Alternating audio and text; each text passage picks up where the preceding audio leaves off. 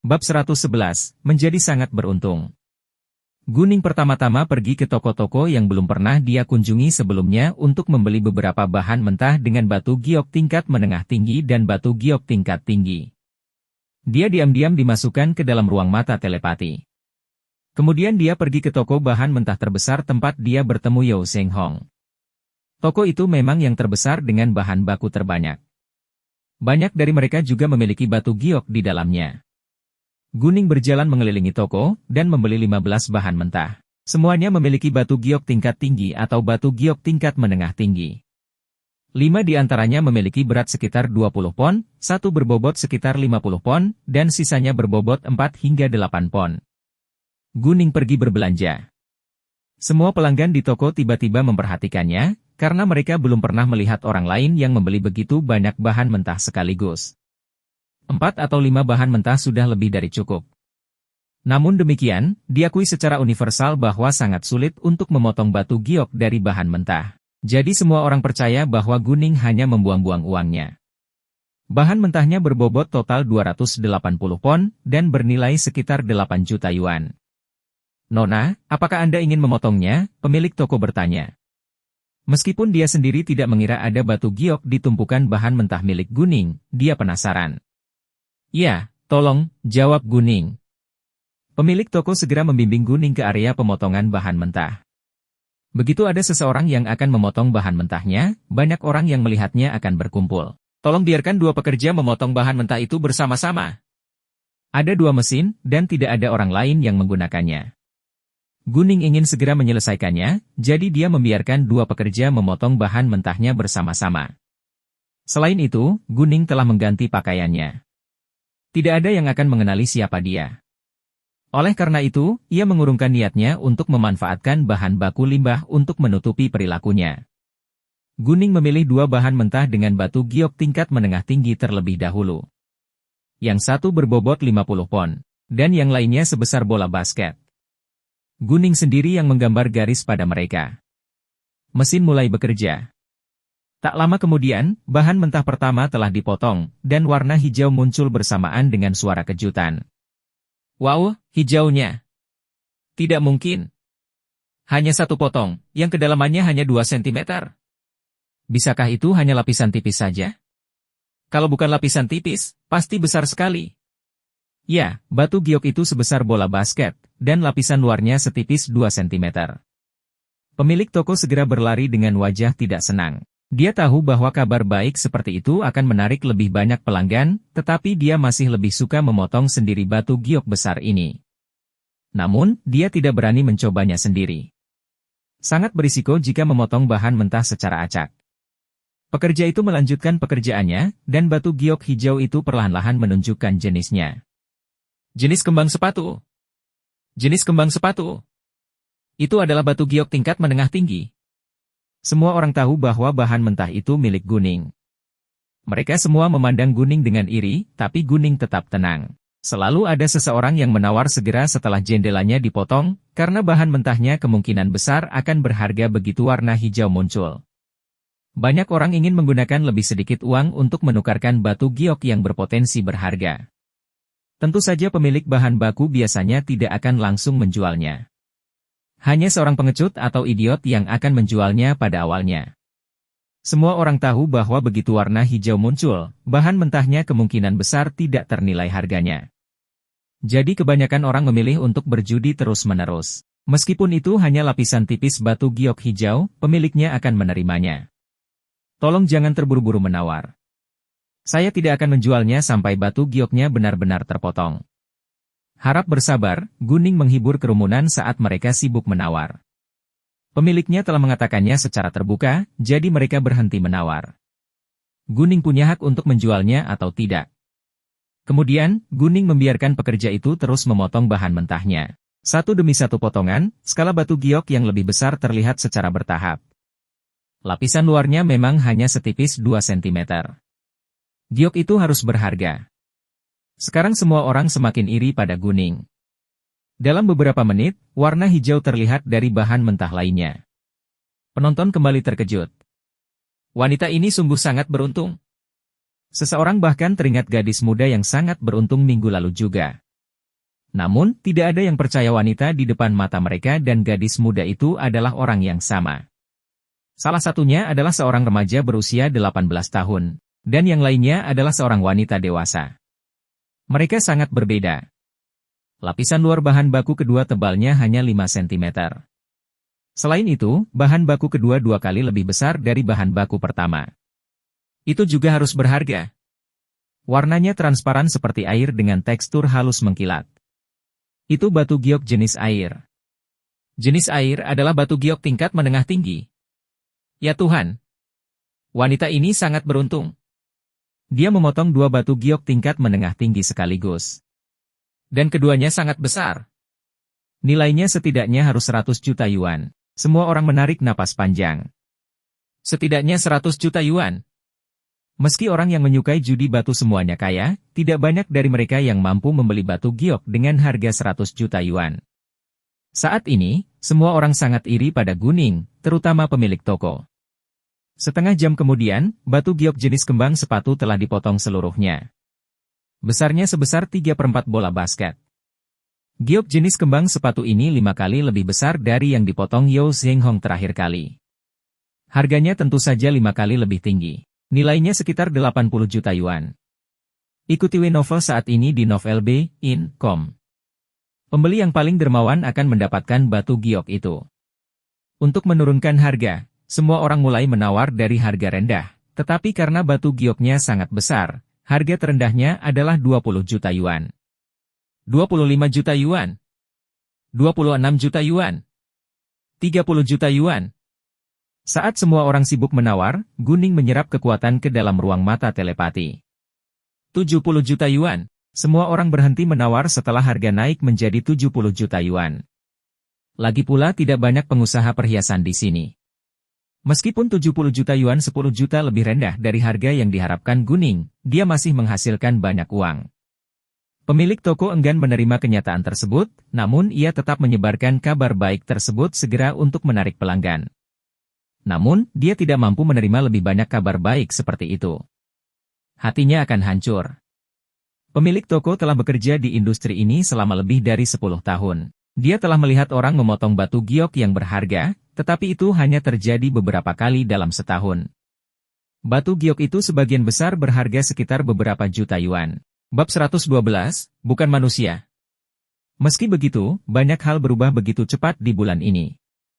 Seorang gadis muda telah memotong beberapa batu giok yang tak bernilai harganya beberapa minggu yang lalu, dan sekarang seorang wanita memotong batu giok yang lebih berharga. Pemilik toko merasa sangat tidak senang. Banyak orang yang berkerumun di toko ini setelah beritanya sampai ke luar negeri, terutama para pengusaha perhiasan. Mereka semua ingin membeli batu giok itu. Toko itu sebenarnya besar, tapi tak lama kemudian menjadi sangat ramai. Yang pertama sudah terjual. Sedangkan yang kedua masih dalam tahap pemotongan. Melihat bahwa itu adalah batu giok jenis air tingkat menengah tinggi, para pengusaha perhiasan sangat bersemangat. Meskipun batu giok tingkat menengah tinggi tidak jarang, masih sulit dipasang. Tidak ada yang mau melewatkannya. Seseorang segera menawar, tapi dihentikan oleh Guning. Dia memberitahu mereka apa yang baru saja dia katakan. Ada peraturan di setiap industri, dan mereka harus mematuhinya. Guning kemudian memilih bahan mentah ketiga dengan batu giok tingkat tinggi di dalamnya. Itu sebesar 2 buah apel. Dia menyerahkannya kepada pekerja pertama. Bahan baku ketiga tidak besar, sehingga pekerja memutuskan untuk menggosoknya. Karena Guning telah memotong 2 batu giok yang sangat berharga, pekerja itu sangat berhati-hati, tetapi masih sulit baginya untuk percaya bahwa wanita ini bisa seberuntung itu. Kerumunan memiliki emosi yang campur aduk. Ada yang mengharapkannya berharga, dan ada pula yang berharap sebaliknya. Semakin banyak orang datang ke toko ini. Toko tersebut kini dipenuhi orang di setiap sudut, namun kebanyakan dari mereka fokus pada pekerja yang sedang menggosok bahan mentah, dan tidak banyak dari mereka yang berbelanja. Sebelum batu giok kedua dipotong seluruhnya, warna hijau terlihat dari bahan mentah ketiga. Semua orang menarik napas panjang lagi. Mereka semua memandang Guning dengan setuju. Kejutan di wajah mereka tak terlukiskan. 3 bahan mentah dengan 3 potong batu giok. Ada yang beranggapan bahwa wanita ini pasti berasal dari keluarga yang menjalankan bisnis batu giok, Jadi dia memiliki kemampuan yang luar biasa. Beberapa juga menganggap sisa bahan mentah di gerobaknya juga mengandung batu giok. Giok ketiga dipotong seluruhnya secara bertahap. Itu adalah batu giok ungu tingkat tinggi dari jenis kaca. Apa? Sungguh sulit dipercaya. Beberapa orang hampir terkena serangan jantung saat itu. Pemilik toko tidak mau menghadapi kenyataan, dan dia merasa pusing. Namun, para pengusaha perhiasan itulah yang paling bahagia. Giok ungu tingkat tinggi sangat langka. Giok ungu ini sedikit lebih besar dari yang dijual Guning ke Qin Yifan, jadi harganya sedikit lebih tinggi. Dia sangat beruntung. Dia pasti berasal dari keluarga yang telah menjalankan bisnis batu giok selama beberapa generasi. Tepat sekali, saya sangat setuju. Menurutku, dia pasti memiliki mata giok. Dia bisa melihat batu giok di dalamnya. Pria itu bercanda, tetapi tidak sengaja menyampaikan maksudnya. Guning merasa gugup untuk beberapa saat, lalu dia santai. Tidak ada yang akan percaya meskipun itu adalah kebenaran. Itu sudah di luar pengetahuan manusia. Apa? Saya mendengar seseorang memotong zamrud jenis kembang sepatu. Apakah ada batu giok ungu yang telah dipotong juga? Pada saat itu, suara laki-laki yang terkejut terdengar dari pintu.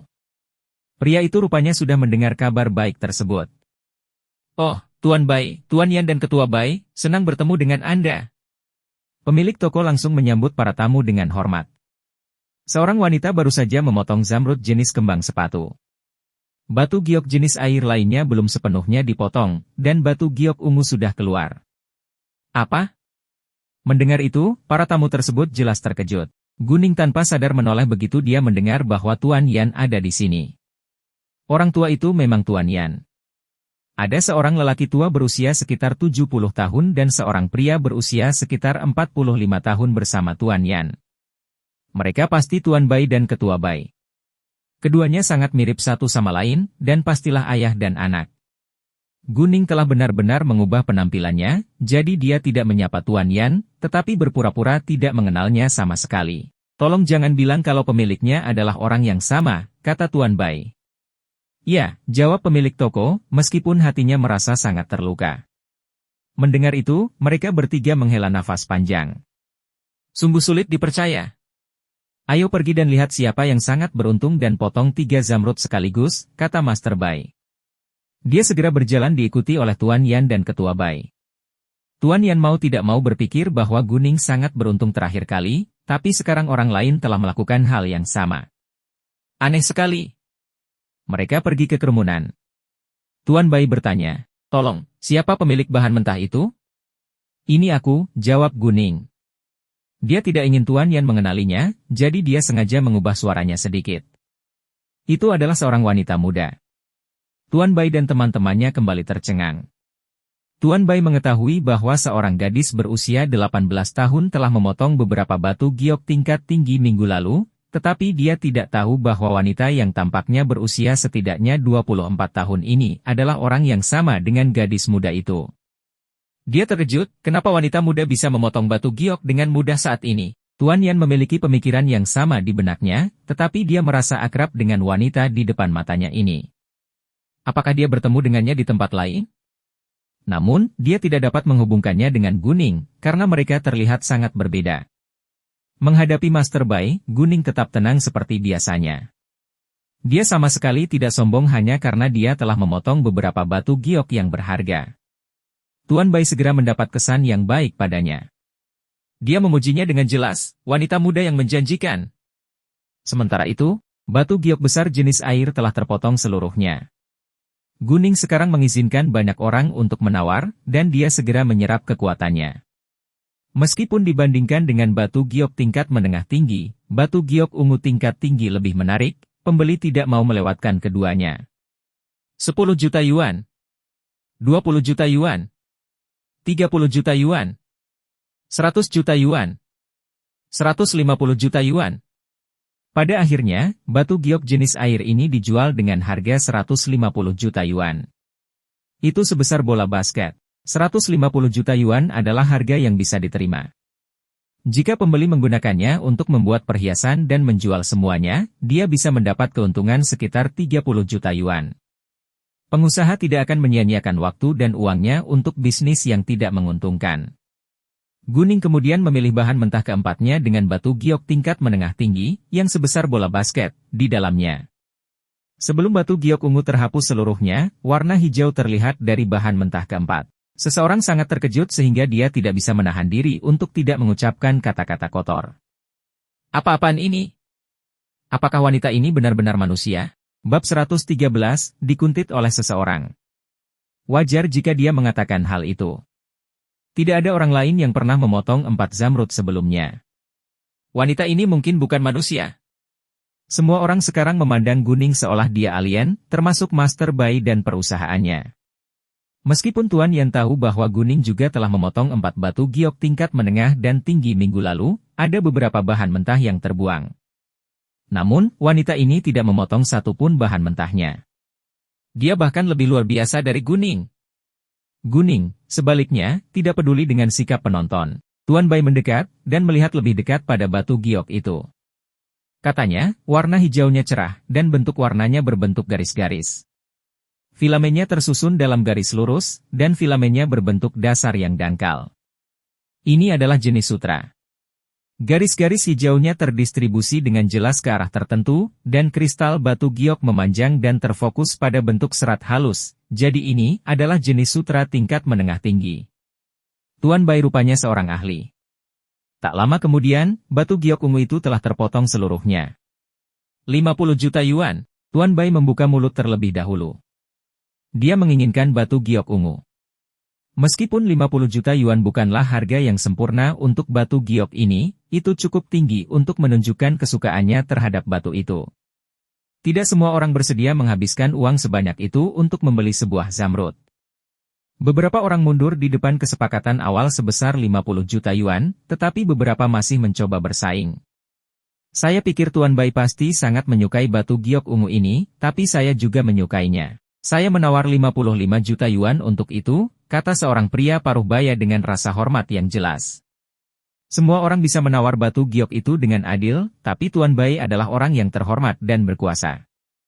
Oleh karena itu, setiap orang perlu menunjukkan rasa hormatnya di hadapannya.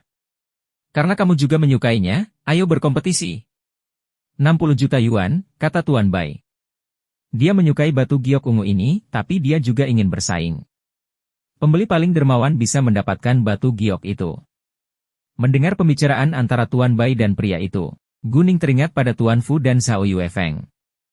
Mereka mengadakan kompetisi pada minggu yang sama lalu, tetapi pada akhirnya Tuan Fu menang. Kali ini, Guning yakin Tuan Bai lebih berpeluang menang. 60 juta yuan. 65 juta yuan. 70 juta yuan. 75 juta yuan. 80 juta yuan. Ketika Tuan Bai menawar 80 juta yuan untuk batu giok itu, pria itu ragu-ragu. Harganya hampir sampai. Jika batu giok itu digunakan untuk membuat perhiasan, setidaknya bisa menghasilkan keuntungan 20 juta yuan. Dan jika harga naik, kesepakatan tersebut tidak akan menguntungkan. Akhirnya pria itu menyerah. Tuan Bai membayar 80 juta yuan untuk batu giok ungu itu, dan dia sangat senang. Tuan Fu pamer di depan wajah saya minggu lalu. Ia mendapat zamrud jenis beras ketan dan zamrud jenis kaca. Aku sangat iri padanya. Sekarang saya memiliki batu giok ungu ini, yang jauh lebih mahal daripada miliknya. Aku akan pamer di depan wajahnya, dan biarkan dia iri padaku. Tuan Bai menyombongkan diri seperti anak kecil. Seperti kata pepatah lama, orang tua sama seperti anak-anak. Mendengar itu, Guning merasa ingin tertawa, tapi dia menahan diri. Pada saat yang sama, dia tidak dapat menahan diri untuk berpikir bahwa Tuan Fu mungkin akan sangat cemburu. Jika Tuan Fu tahu bahwa batu giok ungu yang dibeli Tuan Bai ini berasal darinya, dia mungkin juga akan menyalahkannya atas hal itu. Memikirkan hal itu, Guning merasa sedikit tidak berdaya.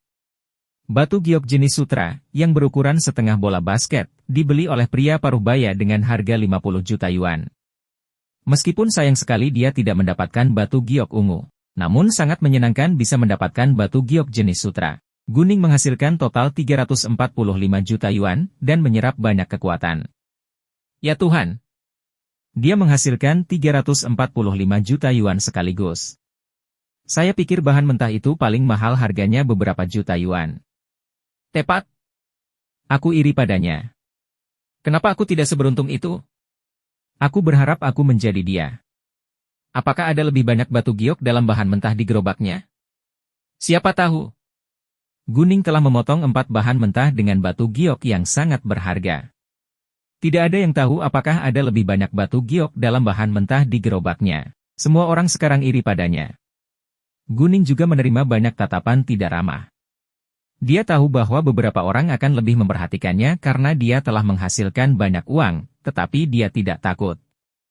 Guning berpikir 345 juta yuan cukup untuk memenuhi kebutuhannya, dan sudah waktunya untuk berhenti. Dia merasa bahwa dia menyebabkan masalah bagi dirinya sendiri. Jika dia melanjutkan, dia akan mendapat masalah yang lebih besar.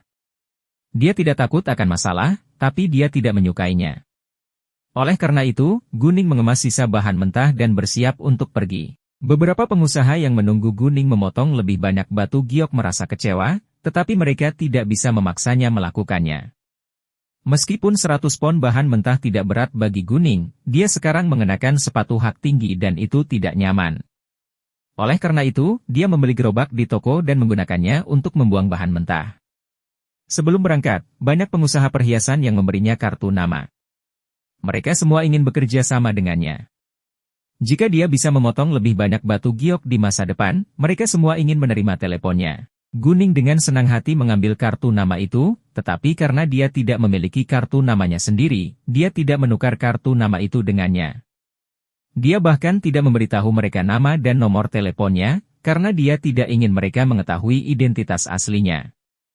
Setelah Guning meninggalkan toko sebentar, dia merasa ada seseorang yang menguntitnya. Dia tetap tenang. Ada banyak orang di sekitar sini. Penguntit tidak punya kesempatan untuk menyakitinya. Bahkan jika penguntit itu berencana untuk menyakitinya, Guning yakin dia bisa menang. Hanya karena tidak nyaman untuk berdebat hari ini, dia ingin menghindari konflik. Dalam perjalanan, dia menelepon Yao Zhenghong untuk menjemputnya di pinggir jalan. Dia juga menyuruhnya menunggunya di mobil, dan tidak menunjukkan wajahnya. Guning berjalan ke pintu masuk jalan antik dengan aman. Lagi pula, terlalu banyak orang di jalan ini. Namun, begitu dia meninggalkan jalan antik itu, ada jalan lebar di depannya. Yao Zhenghong sedang menunggunya di mobil di pinggir jalan. Guning langsung masuk ke dalam mobil, dan meninggalkan para penguntit. Guning duduk di mobilnya. Dari kaca spion, dia memperhatikan beberapa pria dengan marah melihat ke arah dia pergi. Mereka masuk ke dalam mobil hitam, mengejarnya dengan cepat. Guning sedikit mengernyit. Orang-orang itu tidak akan meninggalkannya sendirian. Paman Yao, bagaimana kemampuan mengemudimu? Guning bertanya. Yao Zhenghong tidak mengetahui niat sebenarnya, jadi dia hanya menjawab, saya sudah mengemudi selama 12 tahun. Menurutku tidak buruk. Kami sedang dibuntuti. Harap mengemudi lebih cepat dan singkirkan mereka, tentu saja dengan aman, kata Guning. Bab 114, tidak sopan. Apa? Yao Zhenghong terkejut dan merasa gugup. Dia mencoba yang terbaik untuk menenangkan diri, lalu melaju lebih cepat dan fokus di jalan raya. Ada 3 pria berusia sekitar 30 tahun di dalam mobil di belakang Guning. Melihat mobil Guning tiba-tiba melaju kencang, mereka mengira mereka pasti ketahuan. Bos, apakah mereka menemukan kita? Pria yang duduk di kursi pengemudi bertanya. Mungkin, seorang pria yang duduk di belakang menjawab dengan suara yang dalam dan tidak menyenangkan. Bagaimana kalau kita terus mengejar mereka? Seorang pria yang duduk di kursi penumpang bertanya. Tentu saja, kenapa tidak? Kita tidak bisa membiarkan dia pergi dengan uang sebanyak itu, kata pria itu tegas dengan keserakahan di matanya. Oleh karena itu, mereka terus mengikuti mobil Guning. Pengemudinya jelas terampil, dan mengikuti di belakang mereka. Tampaknya sangat sulit bagi Yao Zhenghong untuk menyingkirkannya. Guning mengerutkan kening karena tidak senang. Ketika mereka meninggalkan daerah padat penduduk dan berada di bagian jalan yang relatif terpencil, Guning menyuruh Yao Zhenghong untuk menghentikan mobilnya. Saya pikir kita mungkin tidak bisa menyingkirkan mereka. Silakan parkir mobil di pinggir jalan. Kita tidak bisa membiarkan mereka mengikuti kita sepenuhnya. Kita harus menghadapinya sekarang. Bos, Yao Zhenghong sedikit khawatir. Meskipun dia tahu bahwa Guning kuat dan kuat, dia tidak tahu tentang kemampuan orang-orang itu. Bagaimana jika mereka lebih kuat dari Guning? Tenang, semuanya akan baik-baik saja. Guning mengerti bahwa Yao Xinghong peduli padanya. Jadi dia tidak menyalahkannya karena meremehkan keputusannya. Yao Xinghong juga tahu bahwa tidak ada yang bisa mengubah keputusan Guning setelah dia mengambil keputusan, jadi dia hanya bisa menuruti perintahnya. Yao Xinghong menghentikan mobilnya. Mereka yang mengejar mereka merasa bingung. Namun, apapun yang terjadi, itu adalah peluang bagi mereka. Mereka segera memarkir mobilnya di depan rumah Guning kalau mereka mencoba melarikan diri. Paman Yo, kamu boleh tetap di dalam mobil, perintah Guning dengan tekad. Dia keluar dari mobil. Dia telah mengganti sepatu hak tinggi menjadi sepasang sepatu cat untuk kenyamanan. Yao Xinghong mengutuk Guning, tetapi tidak berani melanggar perintahnya. Selain itu, dia tahu bahwa dia hanya akan menjadi beban jika dia keluar. Dia hanya bisa berdoa agar Guning selamat. Saat Guning meninggalkan mobil, 3 pria jangkung dan besar berjalan ke arahnya. Guning segera menggunakan mata gioknya untuk melihat apakah mereka membawa senjata. Untungnya, mereka tidak membawa senjata. Guning sekarang sangat yakin bahwa dia akan menang. Para pria itu tidak menyangka akan ada seorang wanita yang keluar dari mobil, berjalan ke arah mereka dan terlihat begitu tenang. Mereka sangat terkejut, tapi tetap saja, mereka percaya akan sangat mudah bagi mereka untuk berurusan dengan seorang wanita lajang, dan pria yang bersembunyi di dalam mobil. Mereka mengira dia pasti terlalu takut untuk keluar. Beri kami semua uang dan bahan mentah Anda. Jika tidak, kamu akan mendapat pelajaran, seorang pria mengancam. Meskipun mereka tidak yakin apakah ada lebih banyak batu giok di sisa bahan mentahnya, mereka telah menyaksikan Guning telah memotong batu giok satu demi satu. Mereka percaya bahwa kemungkinan besar bahan mentah lainnya juga mengandung batu giok. Tentu saja mereka tidak akan melewatkannya. Oh, bagaimana caranya? Guning menarik sudut bibirnya dan mengangkat alisnya dengan jijik. Dia sama sekali tidak menganggapnya serius. Orang-orang itu kesal dengan sikap Guning. Seorang pria meninggikan suaranya, apakah Anda akan memberikannya kepada kami atau tidak?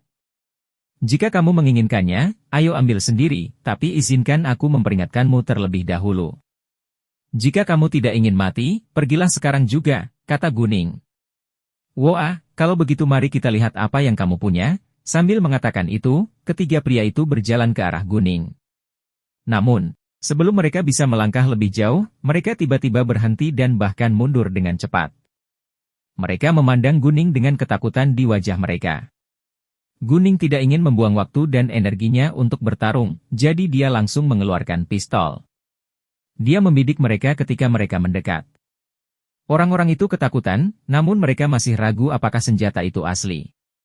Yao Xinghong juga ketakutan. Dia juga tidak percaya kalau pistol itu asli.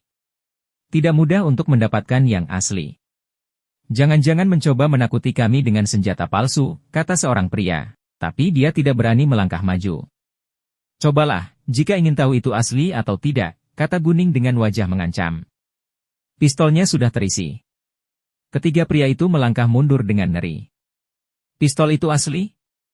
Apa yang harus kita lakukan sekarang? Seorang pria bertanya dengan gugup. Jika senjata itu asli, mereka bisa mati. Mau bagaimana lagi? Meskipun kami menginginkan uang, kami tidak ingin mati demi uang. Pergi, kembali sekarang. Pria lain berkata dengan pasrah. Mereka menginginkan uang, tetapi tidak rela mati demi mendapatkannya. Oleh karena itu, mereka kembali ke mobil mereka dan segera melarikan diri. Saat mereka pergi, Guning kembali ke mobilnya.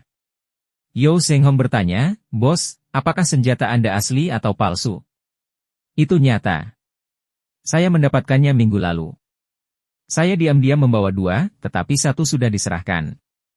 Dan saya harus memberikan yang ini kepada perwira militer besok juga. Guning tidak bersembunyi, tapi dia merasa sedikit enggan mengembalikan senjatanya. Mendengar itu, Yao Xinghong terkejut. Guning sangat jujur dan berani. Dia bahkan berani mencuri senjatanya. Jika orang lain melakukan hal yang sama, Yao Xinghong akan merasa tidak enak, tapi dia sama sekali tidak merasa tidak enak terhadap Guning. Sekarang sudah jam 4 sore. Ketika Guning baru saja meninggalkan jalan perjudian batu, Tuan Bai memanggil Tuan Fu dan menceritakan semuanya. Tuan Fu sangat cemburu dan marah pada saat yang bersamaan. Dia menyesal menolak keluar bersama Tuan Bai hari ini, tetapi tetap tinggal di rumah bermain dengan cucunya. Dia sangat merindukan batu giok itu. Mendengar bahwa wanita itu terus-menerus memotong 4 batu giok, reaksi pertama Tuan Fu adalah wanita itu pastilah Guning. Dia lalu bertanya langsung. Tuan Bai menyangkalnya. Meskipun dia tidak mengenal Guning, Tuan Yan mengenalnya. Jika wanita itu adalah Guning, Tuan Yan akan melihatnya. Selain itu, wanita itu jauh lebih tua dari Guning. Tuan Fu kemudian memiliki perasaan yang sama seperti Tuan Bai dan Tuan Yan. Apa yang sedang terjadi sekarang? Mengapa para wanita muda itu bisa dengan mudah memotong batu giok? Hal aneh seperti ini belum pernah terjadi sebelumnya. Tak lama kemudian, sebuah postingan menjadi viral di internet. Judulnya adalah, Berita Mengejutkan. Seorang wanita muda memotong 4 batu giok terus-menerus di jalan perjudian batu di kota G, yang bernilai 345 juta yuan. Bab 115, Ratu Giok. Ada foto yang dilampirkan pada postingan tersebut. Itu adalah Guning, tapi foto itu hanya menampilkan satu sisi tubuhnya, jadi sulit untuk mengenali wajahnya.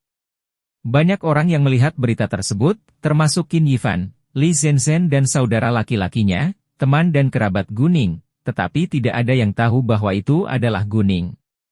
Dalam waktu 1 jam, postingan tersebut menjadi topik nomor 1 dan telah dilihat oleh ratusan ribu orang dengan beberapa ribu komentar. Meskipun Guning telah menimbulkan sensasi di jalanan batu minggu lalu, tidak ada yang mempostingnya di internet. Kisahnya hanya beredar di kalangan perjudian batu. Jika tidak, identitas Guning akan terungkap ke publik. Seluruh netizen yang meninggalkan komentar merasa sangat iri. Mereka semua berharap bisa mendapatkan keberuntungan yang sama. 345 juta yuan itu banyak. Dengan uang sebanyak itu, seseorang tidak perlu bekerja seumur hidupnya. Sementara itu, semua orang mulai menebak siapa wanita itu. Ada yang bilang wanita tersebut pasti berasal dari keluarga yang sudah menjalankan bisnis perhiasan secara turun-temurun, atau dia harus ahli. Beberapa orang percaya dia hanya beruntung, sementara yang lain menganggap dia pasti memiliki mata giok. Meskipun JTS adalah alasan sebenarnya, tidak ada yang akan mempercayainya. Bagaimanapun juga, hal itu di luar pengetahuan mereka. Pada akhirnya, semua orang menyebut wanita itu Ratu Giok. Banyak pengusaha perhiasan yang mencari Ratu Giok ini. Mereka ingin bekerja sama dengannya, tetapi mereka tidak menemukan apapun. Baik Guning dan Yao Zhenghong tidak tahu apa yang sedang terjadi di internet. Bahkan jika mereka tahu, mereka tidak akan peduli. Karena tidak ada yang bisa mengenali bahwa wanita itu adalah Guning. Pada saat yang sama, mereka tiba di pabrik pengolahan. Ini adalah area pabrik. Ada banyak pabrik, dan semua gerbangnya dijaga oleh penjaga keamanan. Staf pabrik dapat masuk dengan izin, sementara orang luar perlu mendaftar dan meninggalkan kartu identitas mereka di kantor keamanan. Ada kamera di mana-mana di sekitar pabrik, jadi aman. Yao Zhenghong telah mendapatkan izinnya ketika dia menyewa pabrik pengolahan ini, tetapi dia hanya memiliki izin untuk dia, para desainer, dan pemahat. Seseorang perlu menunjukkan kartu identitasnya dan foto standar berukuran 1 inci untuk mendapatkan izin.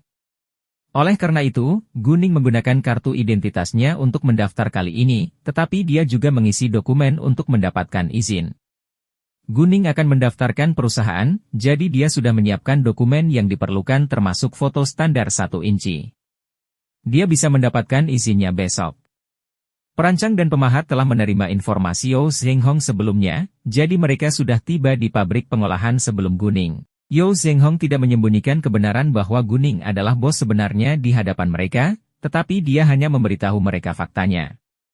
Awalnya mereka sedikit bingung dan kecewa saat mengetahui bahwa bos mereka sebenarnya adalah seorang gadis berusia 18 tahun.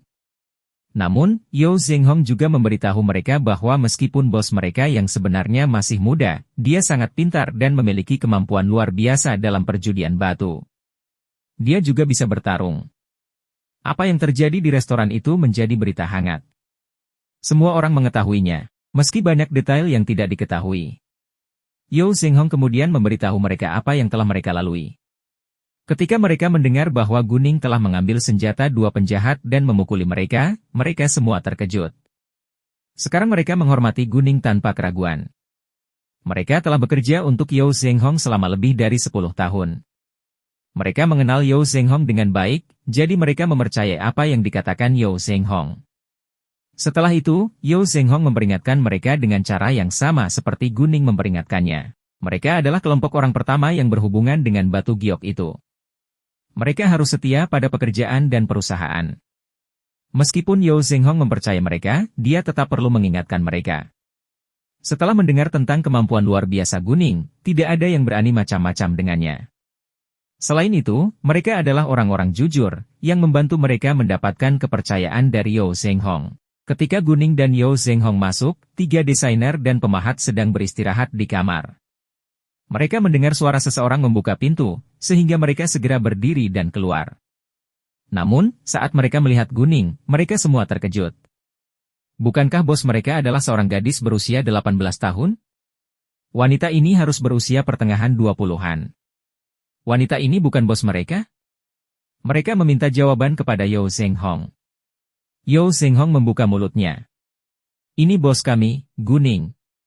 Mereka langsung menyapa Guning, meskipun mereka merasa bingung, senang bertemu denganmu, bos. Kemudian, Yao Zhenghong memperkenalkan mereka kepada Guning, ini adalah desainernya, Wang Xiong. Keduanya adalah pemahat, Chang Qingshan dan Yao Rong. Mereka seumuran dengan Yao Zhenghong. Senang bertemu dengan kalian semua. Mulai sekarang, kami adalah satu tim. Selama Anda setia kepada saya berjanji Anda akan memiliki masa depan yang cerah, kata Guning ramah. Dia tidak mengudara sama sekali. Semua orang mengaguminya. Mereka juga mempercayai janji Guning. Dia sudah memberi mereka gaji yang jauh lebih tinggi. Guning bahkan lebih murah hati dari Yao Zhenghong. Mereka semua yakin tidak bisa menemukan pekerjaan lain dengan gaji lebih tinggi dari ini. Meskipun mereka adalah pekerja perhiasan yang terampil, mereka tetap tidak menonjolkan diri. Dan hanya seniman perhiasan ternama yang bisa menuntut gaji tertinggi. Selain itu, mereka juga mendapat bonus besar sesuai penjualan. Tidak seorang pun akan bermalas-malasan dalam kondisi seperti ini. Tentu, bos, jawab mereka dengan semangat. Bagus, tolong pindahkan bahan baku yang ada di mobil ke ruang asuransi sekarang. Saya harus dulu berubah, kata Guning. Dia kemudian menuju ke kamar kecil wanita.